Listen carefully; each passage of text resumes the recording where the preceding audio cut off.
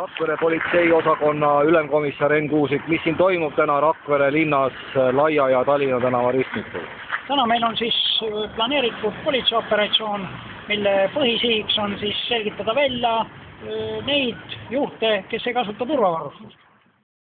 Eelmisel aastal oli siin täpselt samas kohas, oli politsei reid, kus täpselt loodeti jälle neid turvavöö kasutamist, turvavarustuse kasutamist sõidukites ja siis oli teil saanud on suur. No kui meenutada nüüd seda aega aasta tagasi, siis tõepoolest see aastatagune politseioperatsioon andis meile endalegi väga üllatava ja nii-öelda kurvalt üllatava tulemuse.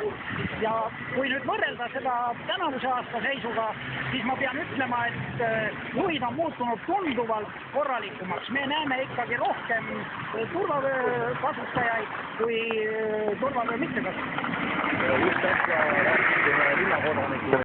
Samuti politsei tegelise aasta, tema oli positiivselt meelestatud ja politsei sellises selge teeb.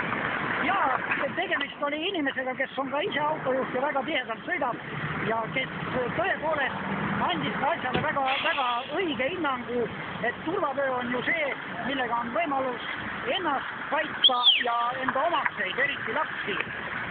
Kuidas politsei hinnangul tähelepanekute järgi on, kas kes nagu rikuvad seda turvavarustuse kasutamist, on need mehed, naised, noored, vanad? Praegu võib-olla ei saagi öelda sellist reeglit, kuna tundub, et see mittekasutamine on haljusalt nagu laiali läinud üle kogu seltskonna ja need on tõepoolest, võib öelda, üksikud. Aga on siiski inimesi, kes lihtsalt põhimõtte pärast seda turvavööd ei pane, krahvi teda palju taha? On kindlasti ja selles osas just on nagu nende juhtide puhul, et liiklevad linnas ja kellel on alati põhjenduseks see, et sõidetakse ainult 100 või 200 meetrit. Aga ma tahan veel kord toonitada, et see sõidupikkus ei olegi siin niivõrd oluline. Ka linnas 50-kilomeetrise tunnikiiruse puhul toimuva kotsupurske puhul on tagajärg sageli üsna kurva. Liiasti veel autojuht ise ei pruugi eksida, võib eksida kaasliikleja.